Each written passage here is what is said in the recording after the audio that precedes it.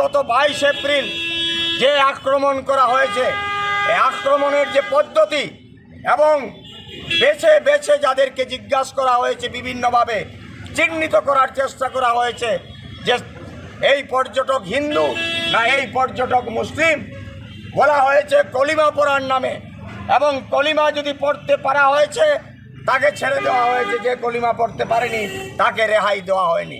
এটা কিসের ইঙ্গিত? এটা কিসের ইঙ্গিত বহন করছে?